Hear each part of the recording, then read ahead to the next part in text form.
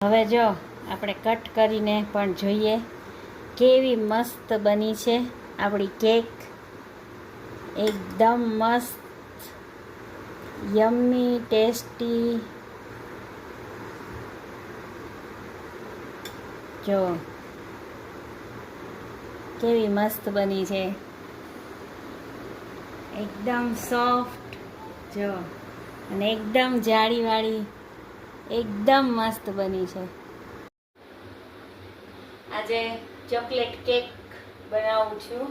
તો જો આ એક રેડીમેડ પ્રીમિક્સ આવે ને આપણે કેકનું ઈ જ લીધું છે. તો 1 કપ અને મેં આ બે કપ જેવું, ઓછો છે થોડોક, એટલું પ્રીમિક્સ લીધું છે. અને આ રેડીમેડ પ્રીમિક્સ હોય ને એટલે આમાં તેલની જરૂરત ન હોય, એટલે હું તેલ એડ નહીં કરું. બાકી જો તમારે એડ કરવું હોય ને તો આ કપાસિયા તેલ આવે ને એ જ કરવાનું. અને હવે આપણે આમાં થોડું થોડું દૂધ એડ કરશું અને દૂધથી આપણે બેટર બનાવી લઈશું. હવે આપણે આ તેલથી આમાં આપણે આમ ગ્રીસ કરી લઈશું. કેક માટે બેક કરવા માટે આપણે મોલ્ડ રેડી કરી લઈ, અને પછી એમાં આ મેંદોથી ડસ્ટ કરી લઈશું આપણે. હવે જો આ આવી રીતે આપણું બેટર થઈ ગયું છે. અને મેં આ દૂધથી કર્યું છે. તમારી પાસે દૂધ ના હોય તો પાણીથી પણ કરી શકો. અને હવે આપણે આ તેલ અને મેંદોથી મોલ્ડ ગ્રીસ કરી લીધું છે. હવે આપણે એમાં શિફ્ટ કરી લઈએ. હવે જો આમ ટેપ ટેપ ટેપ કરી અને આ મેં મીઠું ગરમ થવા કુકરમાં મૂકી દીધું છે. હવે ગરમ કુકરની અંદર જ આપણે આ મૂકી દઈશું. હવે આ કુકરની રિંગ અને સીટી કાઢી લીધી છે. ઓવનમાં પણ હું કેક બનાવું છું.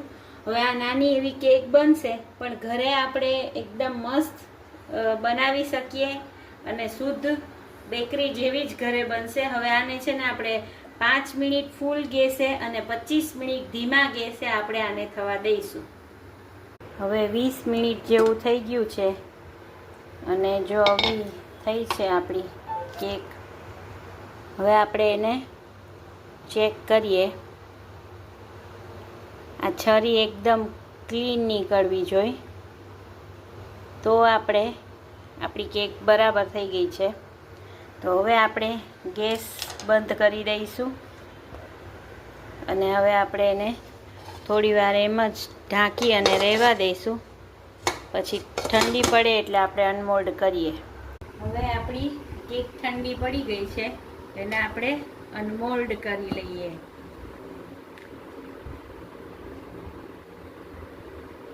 હવે આને ફ્રીઝમાં રાખી દઈશ કલાક માટે.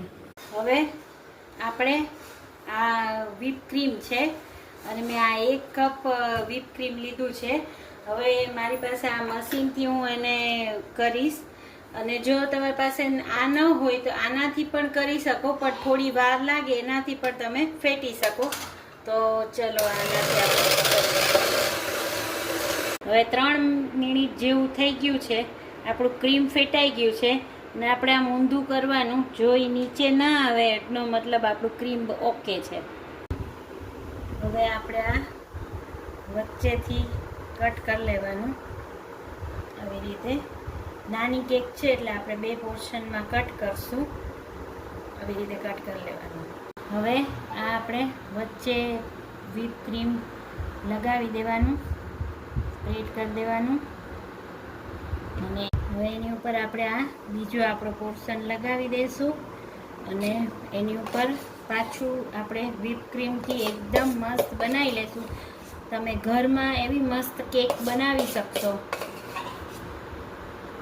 હવે જો આવી રીતે આપણે એકદમ એને સ્મૂથ કરતા જાશું.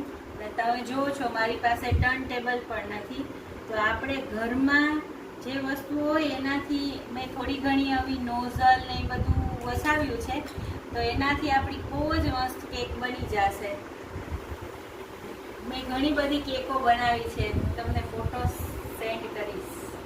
હવે આપણે છે ને આમાં બ્લુ કલર વ્હીપ ક્રીમમાં એડ કરી અને હવે આપણે આના ઉપરથી જે લખવું હોય એ આમાં મેં એવી નોઝલ લીધી છે. તમારે ન લખવું હોય તો પણ કાંઈ નહીં. હવે જો આ થઈ ગયું. અમે સ્ટારવાળી મારી પાસે નોઝલ છે, તો એનાથી આપણે ઝીણા ઝીણા સ્ટાર કરી દઈશું તો આપણી મસ્ત ડિઝાઇન થઈ જશે. એકદમ સુંદર લાગશે આપણી કેક, અને બહારથી લેવાની જરૂરત જ નહીં પડે. તમે ઘરમાં મસ્ત કેક બનાવી શકશો.